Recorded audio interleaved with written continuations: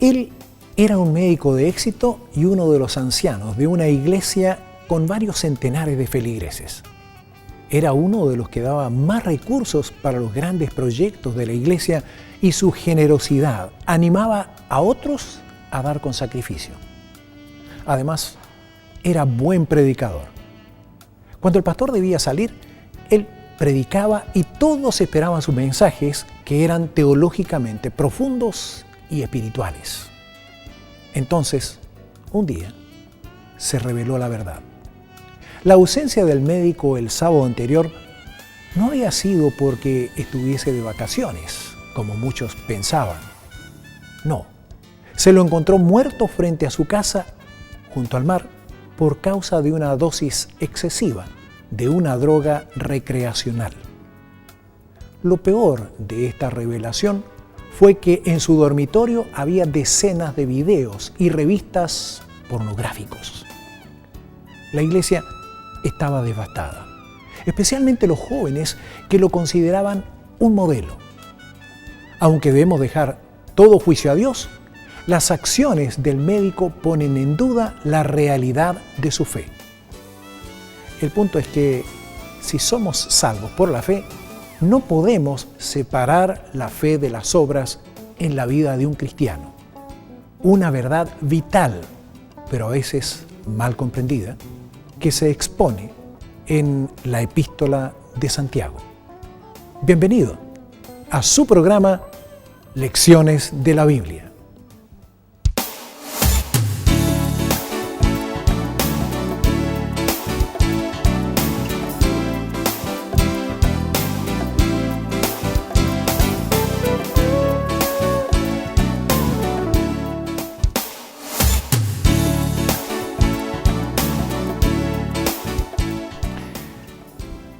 En esta oportunidad me encuentro junto al pastor Antonio Tizabari. Habíamos estado en otra oportunidad contigo haciendo esto mismo. Ya había pasado un poco de tiempo, Horacio. Sí, pasó algo de tiempo. ¿Cómo estás, Antonio? Contento de volver un poquito aquí a la pantalla y compartir con nuestros amigos a quienes también extrañaba. Claro que sí, de todas maneras. Y sobre todo si tenemos un tema como el que vamos a pasar a tratar en esta oportunidad. Fe que obra. La fe que obra, justamente. Entonces, ¿qué te parece si invitamos a quien siempre debería estar con nosotros? ¿Te parece? Te pido que tú tengas la palabra de oración. Invitamos a nuestros amigos también a que oren junto a nosotros. Bien. Amado Señor, venimos a tu presencia también en esta hora porque vamos a abrir tu palabra. Y para eso necesitamos la dirección de tu Espíritu. Que en esta hora, Señor, tú toques nuestras vidas como la vida de aquellos que han de escucharnos. Amén, Señor. Que tu Espíritu, Señor, nos dirija para honra y gloria de tu bendito nombre. Amén. Amén, Padre. Muy bien, ya que estamos hablando de fe y de obras, ¿qué te parece si recordamos un poquito algo que está pasando en nuestro país? Específicamente ese puente que se va a construir, creo que va a ser una obra bastante importante en el sur de Chile. Bueno, hubieron presentaciones de algunas otras alternativas ahí, ¿no? Puente aéreo, otras cosas. Justamente. Pero finalmente un puente que una allí la isla de Chiloé con el continente. Justamente. ¿No? Ahora, para un puente así se necesita tener fe. Fe, porque no es solamente los recursos. Las discusiones iban en alguna medida por el tema de recursos. Claro, ¿no? que sí. Es bastante los recursos que se tienen que dedicar a aquello. Sí. Bueno, vamos a pasar entonces vamos a entrar en materia. Específicamente, como ustedes ya lo saben, estamos estudiando el libro de Santiago, el hermano de nuestro Señor Jesucristo, la Epístola de Santiago. Una hermosa carta. Una hermosa carta, tú lo has dicho. Sí. Y allí precisamente, en el capítulo 2, nos habla de esta fe que obra. ¿Sabe? Es importante porque hemos estado viendo que hay dos tipos de fe, una fe que es falsa y otra fe que es verdadera. Pero es muy fácil engañarse. Una fe presuntuosa, sí, ¿no? de una con hechos concretos. Justamente. ¿Ah? Y como Santiago habla de esta vida cristiana, ¿ah? Sí. Esta religión llevada a la práctica, entonces creo que es bueno que conversemos acerca de lo que significa la fe y cuál es la fe verdadera y cuál es la diferencia con la fe falsa, porque imagínate si alguien tiene la otra fe y no se da cuenta. La verdad es que en Santiago el enfoque fuerte de esto está en el capítulo 2, pero realmente está en toda la carta. Correcto. El tema de la fe que obra. Y le da distintos matices, ¿no? Sí. Distintos aspectos de la vida entre las personas, los relacionamientos. O sea, si tienes fe, manifiéstalo con tus congéneres, en otras palabras, ¿no? Vamos a ir inmediatamente a la epístola de Santiago, donde dice él que allí en el capítulo 2, verso 14, dice: hermanos míos, ¿de qué aprovechará si alguno dice que tiene fe y no tiene obras? ¿Podrá la fe salvarle? Ahora, siempre ha habido una discusión allí, una controversia, ¿verdad? Pareciera que Santiago tiene una controversia con Pablo. Ninguno de los dos en realidad, porque cuando tú revisas... Pareciera, dije. Es que hacen parecer que es distinto. Exactamente. Hacen parecer, porque la verdad es que ambos son de origen judaico. Sí. Y ellos tienen claro en todos los sentidos de la palabra que aquí no hay un asunto únicamente de la cabeza. Si tú crees algo, tienes que comprometerte con lo que crees. Y ambos manifiestan eso, en Santiago en su única epístola y Pablo en todas sus epístolas. Correcto. Porque si bien Pablo nos dice que nuestra salvación es por gracia, y también así lo entiende Santiago, nadie va a realizar actos meritorios, porque la salvación el Señor te la da. Sí, pero ¿sabes? El problema que yo veo aquí es que generalmente tenemos parece que el síndrome del péndulo. Estamos en un extremo o estamos en el otro extremo. O sea, yo me salvo por fe solamente y no tengo necesidad de hacer absolutamente nada. Claro. No hago nada. Claro, en cierto modo tiene razón. Sí. Pero está el otro extremo que dice, yo tengo que hacer algo ¿cómo no voy a aportar nada? ¿Cómo no voy a hacer absolutamente nada? Entonces va al otro extremo. El que dice que la fe solamente es la que salva, sí, tiene razón. Y el que dice que las obras también contribuyen, sí, tiene razón, porque las obras son la manifestación de la fe y la fe es precisamente lo que nos salva. Yo veo más esto desde el punto de vista de cuando Jesús, por ejemplo, te habló de la parábola de bodas, ¿te acuerdas? Sí. De los invitados a las bodas, a todos se les dio un traje, ¿no? Lo único que tenían que hacer era ponerse el traje que les dieron, ni siquiera tuvieron que comprar el traje.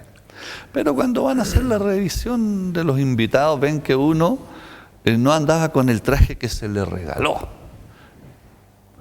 Entonces, ¿a qué voy? Una cosa es llegar al reino y otra cosa es vivir en el reino. Tú llegas al reino porque creíste en Jesucristo y Él te otorgó sus méritos para que llegues. Ya. Pero ahora tienes que vivir en el reino.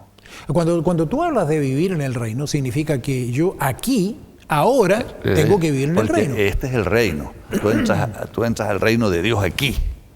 Aquí, cuando te conviertes a la fe de Jesucristo, entras al reino, como lo habla en todo el Evangelio de Mateo, ¿no? Aquí comienza el reino.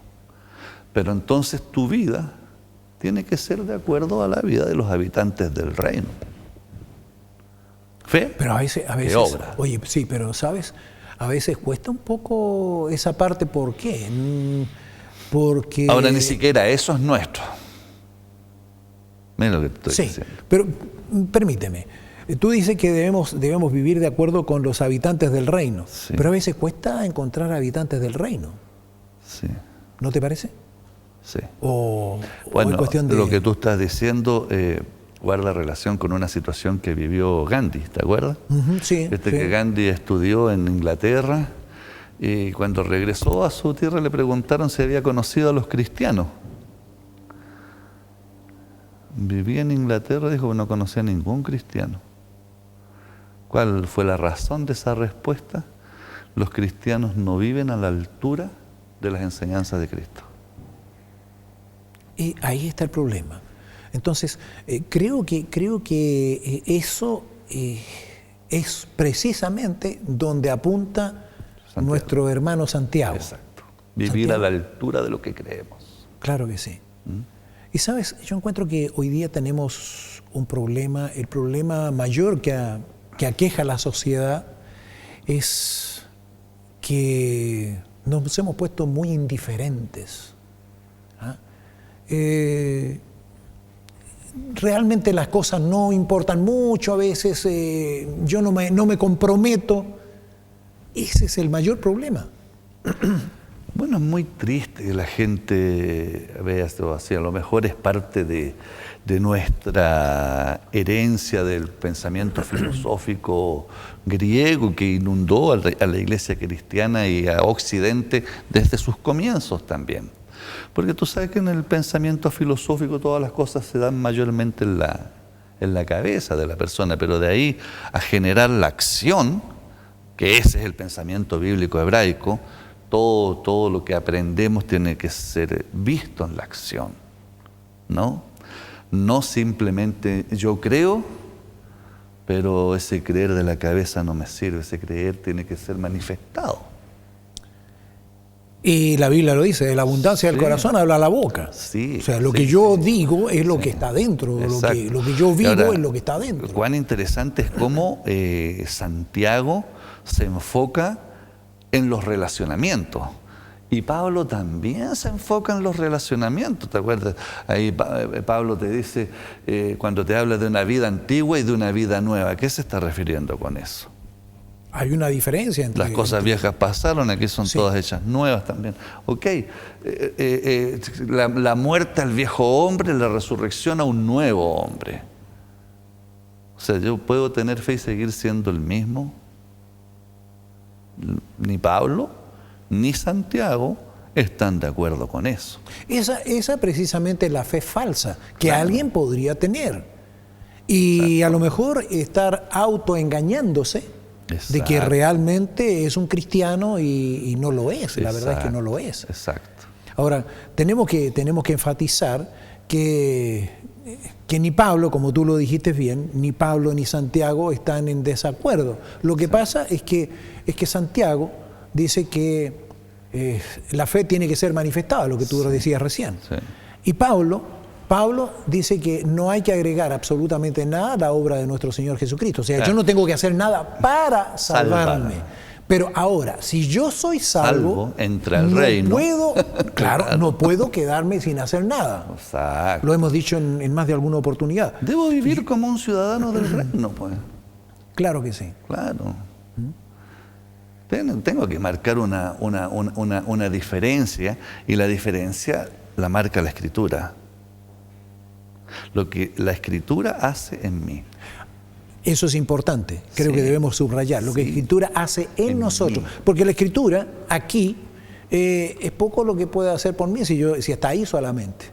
O sea, yo no puedo usar la Escritura para ponerla debajo de la almohada para tener buenos sueños, o tenerla abierta en el velador de mi pieza para...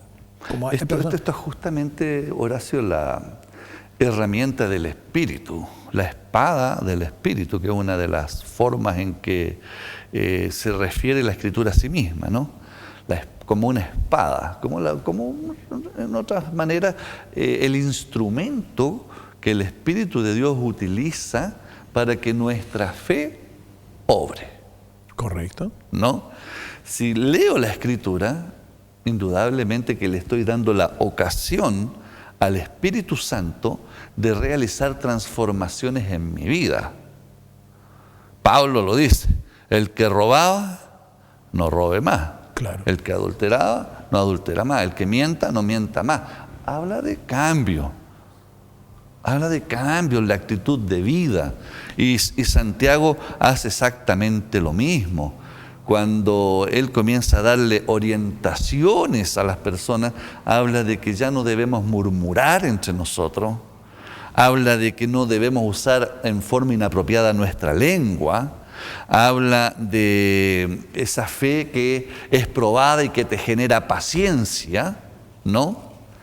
Pero habla también de una cantidad de otras situaciones de la vida diaria. Por ejemplo, mientras tú estudias las Escrituras, te va a enseñar a tratar bien al prójimo, a no oprimirlo. Por ejemplo, en el caso cuando habla de los ricos. Correcto. O de los poderosos. No sacar tanto beneficio propio en contra de los menos desfavorecidos, ¿no? Nos nivela. Nos invita a no ser segregacionistas, a tratar a toda la gente igual, porque todos, ante los ojos de Dios, somos iguales. Sí, pero, ¿sabes? Tenemos que reconocer que hay un dicho que dice, del dicho al hecho hay mucho trecho. Sí. Decirlo es fácil, llevarlo a la práctica no es tan fácil. Sí. ¿Por qué? No podemos olvidar que nosotros tenemos la tendencia al pecado. Okay. Y que tenemos que luchar contra nosotros mismos para poder lograr aquello que la Sagrada Escritura me está diciendo. Te dice allí Santiago, lo había estado leyendo, nosotros tenemos una lucha contra natura. Claro que sí. Claro. Mi naturaleza no es buena, a pesar de que la sociedad contemporánea te está diciendo hoy no, tú no tienes por qué meterte esas ideas en la cabeza. Si somos como somos, tenemos que aceptarnos como somos. La maldad es relativa, ¿no? Es relativa. ¿Cierto? La forma de Le echamos la culpa al medio ambiente, claro, cómo lo criaron, y hay una cantidad de cosas. Es preferible aceptarnos como nosotros somos nada más y ojalá seguir alimentando lo que somos. Esa es la posición en que la humanidad avanza, pero no es la posición que adopta la Escritura, ni la que adopta Santiago. Bueno, tenemos que reconocer que en cuanto a la fe, tenemos que aprender la verdadera fe, tenemos que buscar la verdadera fe, y la Biblia dice, la fe viene por el oír y el oír por la palabra de Dios. O sea, esa es la fe que salva. La otra es presunción. Entonces tenemos que hacer esa diferencia y tenemos que estar conscientes de que hay una fe que nos va a ayudar, pero hay otra fe que nos va a apartar. Y en ese enfoque nos va a engañar. En ese enfoque justamente te da algunos ejemplos, Santiago. Te habla de Abraham, te habla de Rahab, ¿verdad? Y de algunos otros personajes bíblicos que tuvieron fe porque creyeron, pero también actuaron. Correcto. ¿Qué te parece si hacemos un corte y ya volvemos? Espérenos.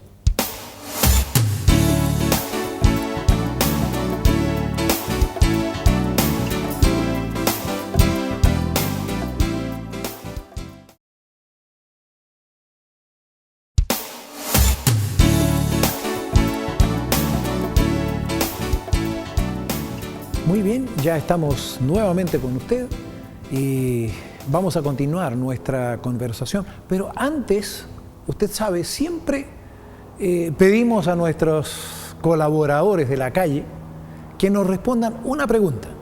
Y en esta oportunidad le hicimos la pregunta sobre la fe, precisamente lo que estamos tratando. ¿Qué pensaba sobre la fe? ¿Qué te parece si vemos lo que nos respondieron?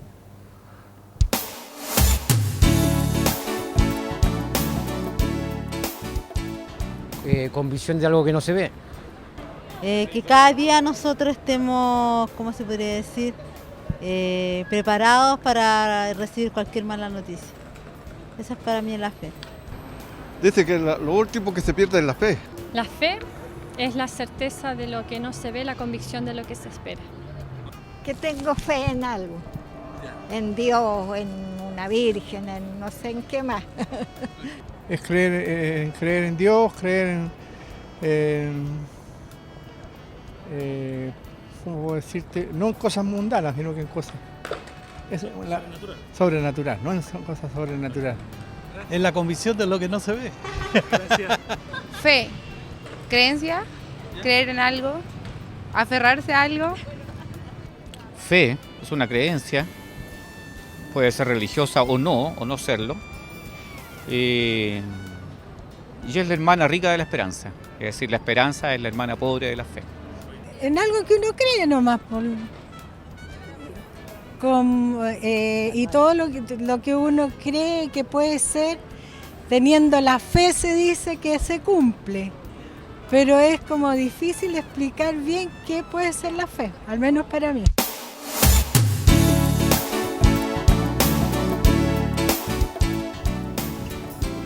Muy bien.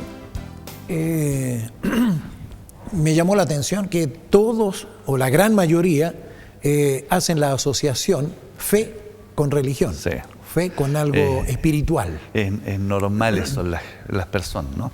Uno o dos quisieron darle un matiz distinto también, porque O la sea, verdad es que... ampliar, porque la fe, la verdad es que es amplia. Exacto. Porque nosotros exacto. ponemos fe cuando... En un proyecto... Y fíjate, estamos ejerciendo, si yo me subo a un vehículo, yo estoy ejerciendo fe. Me subo a un taxi, por ejemplo, yo creo que la persona que está ahí sabe manejar. Claro. Yo le estoy poniendo prácticamente mi vida en sus manos. Entonces tengo fe para poder subirme. Si yo no tuviera fe, ¿te imaginas en el caso que uno va a volar? Tengo que tener fe que el piloto, no lo conozco, pero que tiene cierta experiencia.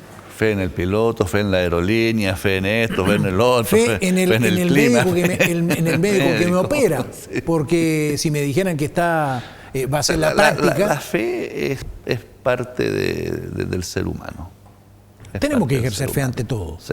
Bueno, pero fíjate, y en ese sentido, y me llamó la atención, en forma especial me llamó la atención una persona que dijo que la esperanza era el pariente pobre de la fe. Me llamó la atención, me quedó dando vuelta a eso. Yo creo que muy probablemente lo dice en el sentido de aquellos que viven esperando algo, como el pariente pobre, ¿no? Como que la esperanza se queda ahí en la inactividad, mientras que la fe te debe movilizar. Tratando de comprender lo que... Sí, claro. Ahora, en cuanto a la fe, fíjate... Ahora, acuérdate que Pablo dijo, permanecen la fe, la esperanza y el amor. El amor. Estas tres cosas. Y pone por encima de la fe y la esperanza al amor. ¿No? Ahora, hay algo que sí tenemos que mencionar, que hasta los demonios tienen fe. Sí. O sea, los demonios creen. Y nos ganan, ¿Y nos ganan? ¿Por qué? Porque tiemblan por lo menos. Claro. A lo menos tiemblan. Quienes de nosotros decimos creer, pero ante la presencia del Señor no temblamos. Pero ¿sabes una cosa?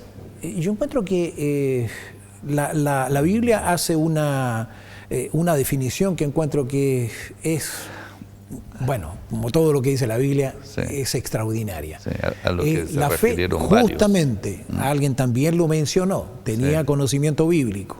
La fe es la esperanza de lo que se espera, la convicción de lo que no se ve. Ahora, eso es precisamente la fe. Sí. Pero fíjate que yo encuentro que los demonios, en ese sentido, no manifiestan una fe como la que nosotros podríamos manifestar. ¿Por qué razón? Porque ellos creen en Dios. Y se quedan en el miedo. Y se quedan en el miedo. Pero sucede, ¿por qué creen? Porque lo conocen, porque lo han visto. Nosotros necesitamos más fe porque nosotros no hemos visto a Dios, nosotros creemos sin verlo. Pero no hay disposición al cambio ya en los demonios. No hay esa disposición. Ahí hay una diferencia, hay tremenda diferencia. Sí. Ellos creen, conocen, saben y... Pero me quedo como estoy. Justamente. Ahora, ¿será que los seres humanos no hacemos exactamente lo mismo? Ese es el problema. Y estábamos conversando justamente de eso. Estamos un poco fríos, alejados, indiferentes. Como que al leer la Biblia como que nos rebota. Nos habla a nosotros, pero parece que le habla a todo el mundo menos a mí. Quizás lo que no nos ha ayudado mucho es cuando nos referimos, cuando leemos textos, como por ejemplo, cuando dice que el Señor ama a todo el mundo. No, yo creo que las declaraciones que están en las Sagradas Escrituras tengo que llevarlas al plano personal. Sí. La fe la necesito yo. Exacto. yo espero que Cristo venga por mí, porque dice que va a venir por sus hijos. No, yo quiero que venga por mí. Cuando yo pienso en primera persona, creo que la cosa empieza a cambiar también, porque obtengo algo, una visión diferente, pero además de eso, una responsabilidad diferente. Exactamente. Si yo voy a creer, debo aceptar que no puedo seguir siendo el mismo. Si voy a creer. Si creo en la Biblia, debo dejar entonces que la Biblia sea la lámpara, sea la luz, sea la antorcha que conduzca mi vida y haga los cambios pertinentes. Ahora, estaba pensando en dos personajes que actuaron en forma diferente, pero así también el resultado.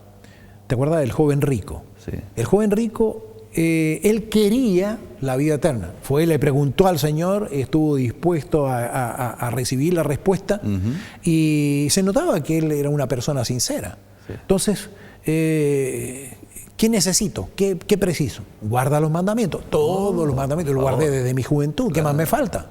Pero cuando el Señor le dice lo que le faltaba, ahí él puso en la balanza lo que tenía y lo que debía hacer. Cuando apunta a los relacionamientos, a esa parte de él con su medio.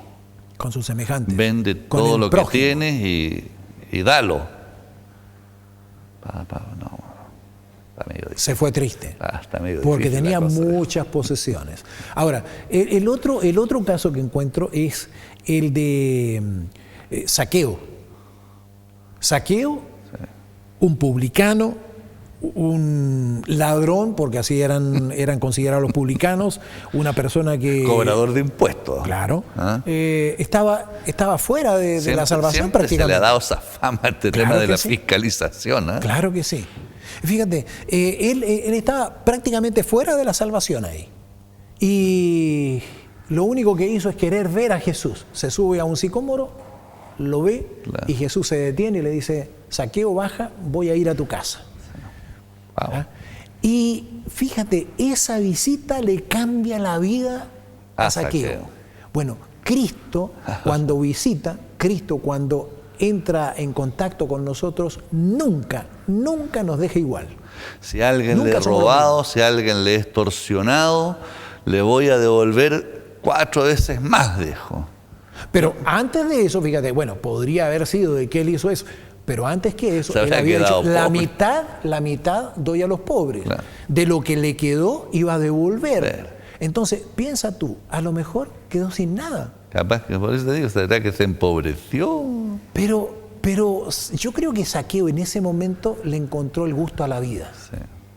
La verdadera riqueza no estaba en el mucho tener, sino está en amar. Justamente. Pero es hermoso pensar cómo esa visita, cómo Jesús, con su palabra, con su forma de actuar, le cambió la vida totalmente. Bueno, y es lo que hacen nosotros. Claro que sí. Si nosotros hemos sido egoístas, viviendo para nosotros, pensando simplemente en mí, en qué puedo yo obtener de los demás, una vez que me encuentro con Cristo no puedo seguir pensando así. O sea, el liderazgo y la forma en que Él te presenta la vida en todos sus evangelios es absolutamente distinto. Ya no son cómo los demás te sirven a ti o cómo tú te sirves de los demás, sino en cómo tú sirves a los demás. Sí, es distinto. Creo que debemos también reconocer que nosotros vemos un cambio radical en Zaqueo, pero no siempre ese cambio radical se lleva a la práctica en todos nosotros. En algunos de nosotros puede que sea un proceso, nos cuesta más. El egoísmo está entronizado y uno sabe que tiene que cambiar. Y es posible que todo... Exactamente. Es la lucha diaria. Es posible que cada día esté, Señor, por favor, ayúdame, soy egoísta, permíteme. Y en un momento uno actúa con egoísmo y otra vez lo dice: Señor, por favor, tengo que cambiar, necesito cambiar, pero tú sabes, por mí mismo yo no puedo hacerlo. Tienes que ayudarme, Señor, por favor, ayúdame. Luchando contra la naturaleza. Exactamente, pero esa lucha está. Y lo importante es que cuando nosotros sabemos qué es lo que tiene que cambiar, yo tengo que estar consciente, yo debo cambiar. Sí. O sea, una cosa es aceptarnos como somos, que eso es lo que se postula, ¿verdad? Y Dios, cuando vamos a Él, también nos acepta en ese momento como somos. Correcto. Pero de ahí en adelante Él ejerce una transformación. O sea, yo puedo amarme como soy, como estoy, pero también debo darme cuenta que hay cosas en mi vida que no están bien y que esas deben mejorar. Tanto para mi beneficio como para el beneficio de quienes me rodean, justamente. Sí. Sí, yo creo porque analizando aquí a Santiago, encontré que Santiago expone la fe como el principio de la felicidad. Sí, porque la felicidad comienza con fe. Con fe. Se es feliz cuando tú tienes una fe que obra. Te encuentras con esa felicidad. Y además, dice, encuentras la paz. Ahora, en cuanto a encontrar la paz, yo creo que es difícil a veces encontrar la paz cuando nosotros no encontramos el objetivo de vivir, ese propósito que Dios tiene para nosotros. Eso es lo que andamos buscando. Sí. Entonces, cuando encontramos ese propósito que el Señor tiene para nosotros, que siempre va a ser más elevado, va a ser mejor, Él, más que nosotros, aspira a nuestra felicidad. Sí. Entonces, cuando tenemos ese encuentro con el Señor y el Señor pone esa fe en el corazón, nosotros empezamos a avanzar, empezamos a ese proceso y... Ahora fíjate que igual el ser humano egoísta como sea, lo que busca en el fondo es felicidad. Pero está cavando, está buscando en fuentes que no contienen agua. Justamente. ¿No? Cavando en cisternas rotas, buscando así dice allí. La Biblia, justamente. ¿No? Y Santiago te dice, la felicidad la puedes obtener en la medida que la fe que has aprendido la practiques, la desarrolles para con los demás. Bueno, yo creo que tenemos que ser conscientes y honestos, además, porque hay quienes dicen, yo soy así, no quiero cambiar. Y punto. Ahora, ¿por qué no querer cambiar cuando uno se da cuenta que es mejor el cambio? Sí. Es sencillamente porque no quiere enfrentar la lucha que va a tener. Porque las luchas más serias son las que tenemos con nosotros mismos. Y estos asuntos se ven también a nivel de iglesias, cualquiera de estas sea. Sí. Hay personas que sí van allí a la iglesia y se mantienen en la iglesia y van y escuchan y oran y participan, pero hay conductas que no quieren modificar. Y eso tenemos que ser honestos y reconocer. Yo no quiero cambiar eso. Existen líderes de iglesias que han sido sorprendidos en situaciones feas. Claro que ¿no? sí. Sin embargo, la gente los apreciaba porque exponían la palabra, lo hacían tremendamente interesante a la gente los veía como ejemplos de fe, pero en su privacidad. Bueno, eso fue justamente lo que dijimos en la introducción del tema. Claro. Pusimos ese ejemplo. Pero fíjate, creo que una de las cosas que debemos tener es honestidad para con nosotros mismos, ser honestos con nosotros mismos. Dejar también que la Biblia y el Espíritu nos cambien desde adentro. De todas maneras. Porque puedo aparentar, puedo trabajar en base a la hipocresía, ¿verdad? Mostrarme como realmente no soy. Pero eso en algún momento va a reventar, va a estallar. Eso es llevar una carga imposible. O sea, es triste vivir de las apariencias. Va a llegar el momento que lo que eres va a salir a la luz. Sí. Como sea, va a salir a la luz. Entonces, no se puede ser feliz así. No se puede ser feliz así. No se puede tener fingiendo paz dentro de esa forma. Justamente. Jesucristo dice, yo soy la paz. La paz la obtenemos en Cristo. Exactamente. La paz la obtenemos en Él. La fe de Abraham es algo digno de mencionarse, es algo digno de imitarse. Abraham realmente ejerció fe Sí. Y creo que es algo que nosotros debemos comentar un poquito más después de esta pequeña pausa a la cual iremos. Espérenos.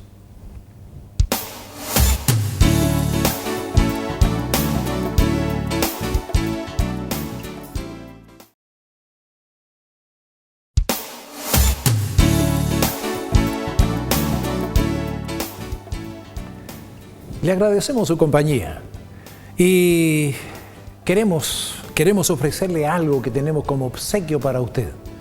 Solo tiene que solicitarlo a la dirección que aparece en pantalla. Se trata de esta hermosa revista Familia Feliz. ¿Quién no quisiera tener una familia feliz? Creo que todos es lo que aspiramos. Y tiene temas tan interesantes como, por ejemplo, educando a los hijos. Es posible que usted tenga hijos grandes ya o pequeños, bueno, pero siempre hay pequeños cerca, sobrinos, nietos. La realización sexual en el matrimonio tiene una cantidad de temas interesantísimos. Por eso, el arte del perdón. Dígame usted, ¿cuántos necesitamos a veces el perdón? Todos cometemos faltas, todos cometemos errores. Necesitamos a veces que nuestra esposa, nuestro esposo nos perdone. Bueno, aquí hay temas, como le digo, interesantísimos. Solicítela a la dirección que aparece en pantalla y se la enviaremos totalmente gratis. Así, no pierda esta oportunidad. Bueno, Antonio, vamos a volver con nuestro tema. Y sabe, es interesante notar que Santiago, aquí en el capítulo 2, y el versículo 21 dice, no fue justificado por las obras a Abraham, nuestro padre, cuando ofreció a su hijo sobre el altar. Y Pablo dice que Abraham fue justificado por la fe. Sí. Se le llama el padre de la fe, fue justificado por fe. Y Santiago dice que fue justificado por obras. ¿Están en contra los dos? Para nada. ¿Y cómo puedo entenderlo entonces? Para nada. Dice, claramente fue justificado por obras. Por la fe que obra. Ah, por la fe que obra. Claro, es indudable, es indudable. Disociarlos no tienes ni uno ni lo otro. Viven asociados, son un matrimonio. Un buen matrimonio. Son las dos caras de una misma moneda. Las dos caras de una misma moneda. Sí. ¿Sabes? Lo hemos dicho en otras oportunidades y creo que es bueno repetirlo porque tenemos que tomar conciencia de ello.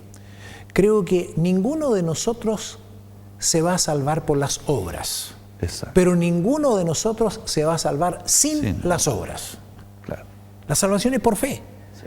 Pero yo no puedo tener una fe sin obras, sin porque fruto. Esa es lo que estábamos hablando anteriormente, claro. Esa fe falsa. ¿Ah? Es una fe sin fruto.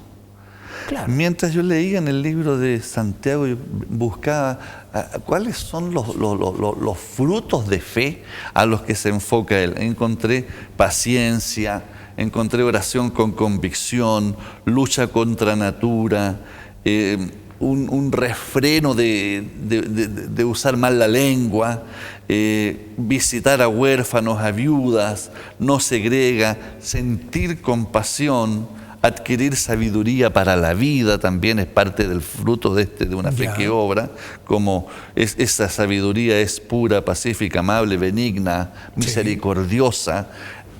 Por lo menos San Pablo, cuando está hablando de esa fe que obra, se está refiriendo a estos frutos. Justamente. Y Pablo, mira, tenemos que ponernos en las sandalias de Pablo y las sandalias de Juan, porque Pablo está tratando de decir lo que hizo Cristo, no hay que agregarle absolutamente nada. La salvación es por fe. Sí. No olvidemos que Pablo le está hablando a personas que querían salvarse por las obras de la ley. O sea, yo guardo la ley y yo soy salvo. ¿Recuerda la pregunta del ¿cómo se llama? Del joven rico. El joven rico dice, guarda los mandamientos. Todos los guardé. Bueno, él se estaba salvando por guardar los mandamientos. Sí. Entonces, Pablo está diciendo, los mandamientos no sirven para eso, solamente la fe. Y Santiago le está, como dijimos en un momento, le está hablando a los del otro extremo, los que dicen solamente fe y nada de obras.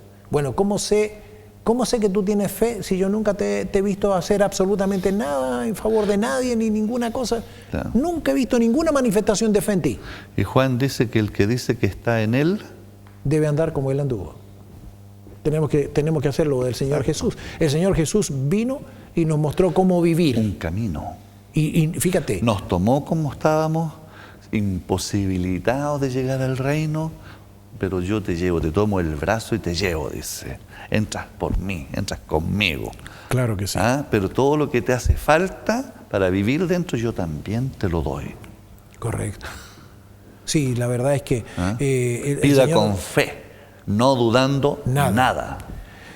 El Señor cuando estuvo acá, Él vivió una vida no fácil, porque la vida no es fácil. Tenemos que considerar eso. No podemos pensar de que si nosotros optamos por el cristianismo, las cosas nos van a abrir y no vamos a tener ningún problema, ninguna dificultad. Recuerdo la teología de la prosperidad, es más o menos por ahí el camino que lleva. Pide cualquier cosa, tú vas a tener todo lo que quieras, en fin. Pero nosotros sigue manifestando igual esa convicción un tanto egoísta, o sea, seguimos egocéntricos en esta situación. Yo soy el centro y claro. Dios tiene que darme, y si no, yo me alejo de Él. Y Él va a perder. Sí. Tengo ese pensamiento. Entonces, el caso es que cuando nosotros miramos a nuestro Señor Jesucristo, miramos su vida, una vida abnegada, una vida dedicada al servicio a los demás, no es fácil, me cuesta. Ahora, tengo que doblegar al yo. ¿Es imposible para Dios transformarnos? ¿Es imposible para Dios? Sí, yo diría que sí. ¿Sí? ¿Hay algo que sea imposible para Dios? Sí, hay una cosa que es imposible para Dios. ¿Mover nuestra voluntad? El hecho de que no porque haya algo imposible para Dios. Me estoy poniendo en el plano de que si yo no quiero. Mover nuestra voluntad. Si yo no quiero, Dios no es que Él no tenga el poder. Exacto. Me dio una libertad y Él lo respeta. Entonces, si yo digo, yo soy así y no voy a cambiar, ni Dios me hace cambiar. Le cierro la puerta. Exactamente. Le digo, no, yo no quiero cambiar. Pero es distinto cuando tú dices, sí, necesito cambiar. Ahí la cosa cambia totalmente. Porque cuando yo digo, necesito cambiar, Señor, ayúdame. El Señor dice, siempre estoy al lado tuyo y estoy para ayudarte. Y el Señor va a hacer posible lo imposible, porque para mí es imposible. Exacto. He luchado a lo mejor solo, he luchado una vida entera. Yo quiero cambiar y le hago empeño y en fin, lucho contra mí y no puedo. Finalmente me doy por vencido y el Señor ya no puedo. ¿Me dejas intentarlo a mí? Me dice el Señor. Cuando inclusive te habla de la sabiduría, pero en realidad todo lo que pidas el Señor te lo va a dar en abundancia. Claro que sí. Siempre da más de lo que pedimos. Ni siquiera es mezquino. Siempre da más. Los mezquinos somos nosotros que no sabemos pedir. Porque pedir, cuando tú pides para tus deleites. ¿Te fijas? El tema egoísta que llevamos ahí dentro. Pero cuando nosotros pedimos para llevar a Cristo al corazón de la gente, para mostrar el amor de Dios, Él no es tacaño para eso. De ninguna manera. No ahora tenemos que considerar, sí, que hay un requisito primordial. Y tú lo habías mencionado anteriormente. Si pide, no tenemos que dudar. Sí, pues. Si yo pido, por si el Señor me da. Sí. Seguramente ahí estoy poniendo mi porción de duda en lo que Él puede hacer. Yo tengo que pedir y tener la fe en que el Señor me va a conceder. ¿Por qué? Porque lo estoy pidiendo de acuerdo a su voluntad. Exactamente. Está dentro de sus cánones. Está dentro de sus cánones. Justamente. Estamos pidiendo para la gloria de Dios. Para lo que Él me dé se utilice para su gloria y para su honra. Así es. Bueno, y creo que eso hace una gran diferencia, Sí. una tremenda diferencia. Ahora, fíjate, en la Escritura hay alguien que ejerció fe y quizá a veces nos resulta un poquito extraño. Rahab la ramera. Desgraciadamente, siempre Le ponen ese apellido, ¿eh? siempre va a aparecer esa marca. La marca del marcó para pasado. Siempre. Siempre se le está recordando el pasado. Rahab la ramera. Bueno, Debería ponerle la ex ramera. claro, tendría que ser ramera. justamente. ¿Ah? Pero fíjate, el caso es que ella mintió. Sí. Porque cuando fueron los espías Negó. y fueron a buscar a aquellos espías Claro. justamente a la casa de Rahab, ella dijo que se habían ido e incluso le dice hacia dónde se habían ido para que los sigan y los Parece que pillen y en fin. Alguno diría que el fin justifica los medios. Eso precisamente, el fin justifica los medios. Ahora, ¿cómo es posible que ella utilizó la mentira y sin embargo no se le dice absolutamente nada y obtiene la salvación? Quiere decir de que esa mentira blanca o piadosa Pero fíjate existe. que no es la única que en la Biblia utiliza la mentira. Abraham Acuérdate también. de las parteras en Egipto. En la partera en Egipto. ¿Y Abraham? ¿Qué me dice de Abraham? Sí. Decidieron realizar eso, pero para generar la vida, dar la vida. O sea que el fin justifica los medios. Sí, Está. es lo que como que se muestra eso ahí, ¿te fijas? Sí. ¿Será que la vida está por encima de? Mire, yo creo que no sería, en el caso, permíteme tomar solamente el caso de Rahab. ¿Ya? En el caso de Rahab, nosotros debemos comprender quién era Rahab y qué era lo que ella creía. Dentro de su ambiente estaba acostumbrada a En mentir. ese momento no se le podía pedir más. Claro. ¿Ah? Era lo que...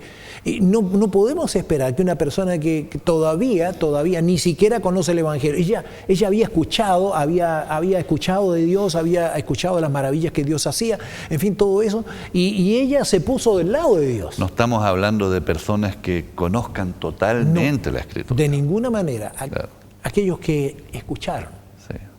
Entonces, Pero estaban comenzando a creer.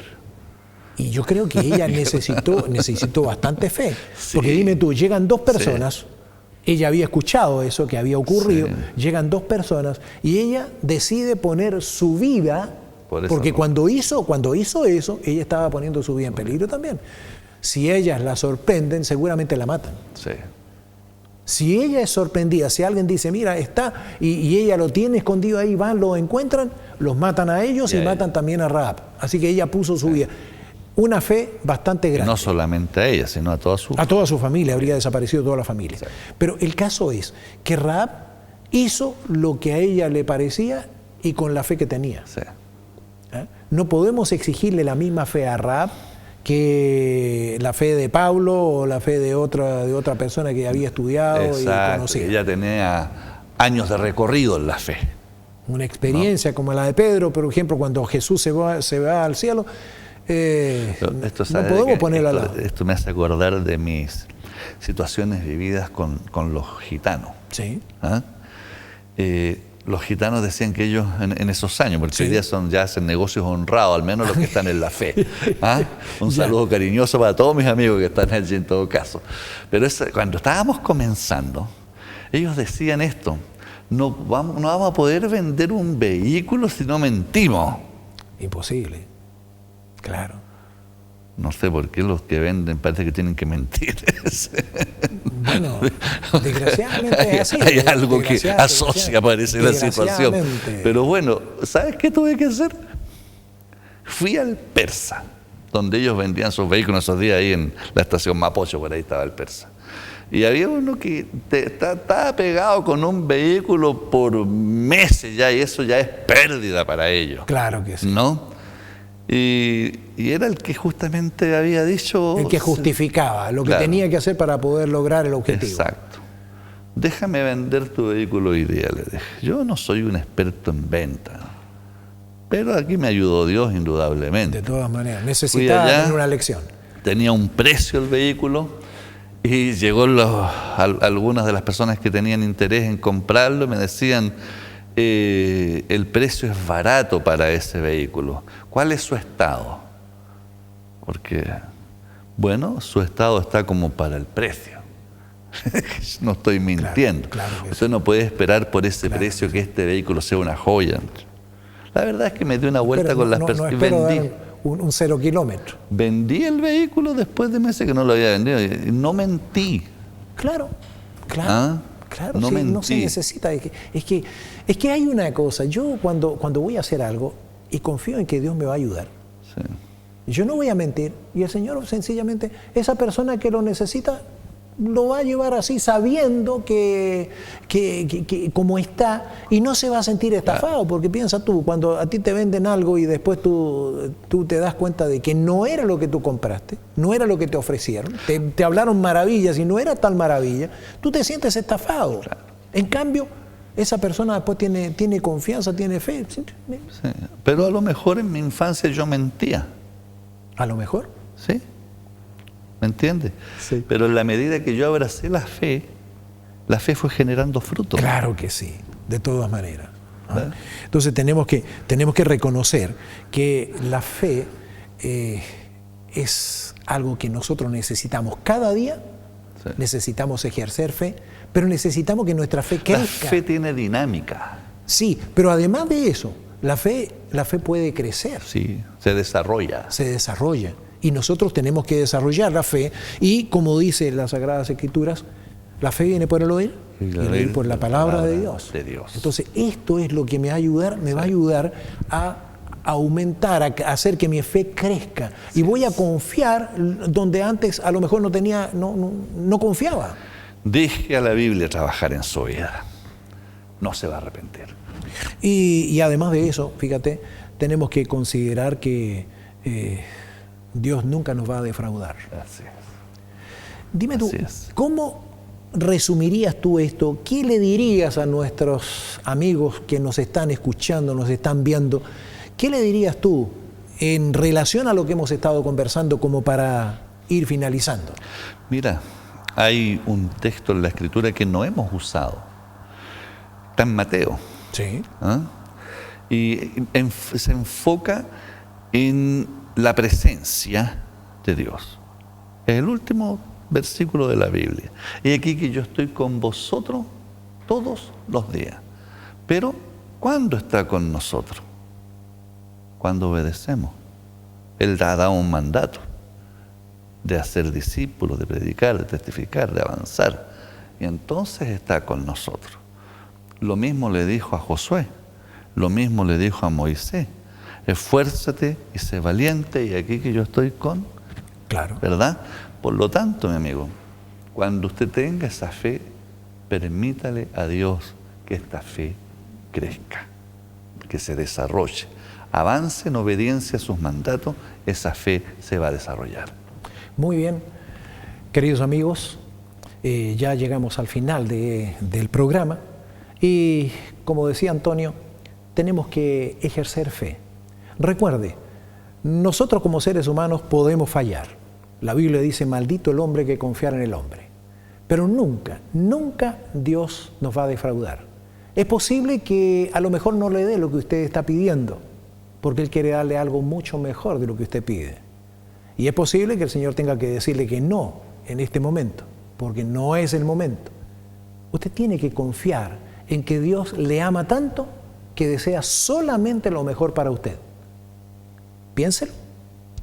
Un cariñoso abrazo para usted, nuestro mejor deseo para sus seres amados y será hasta la próxima.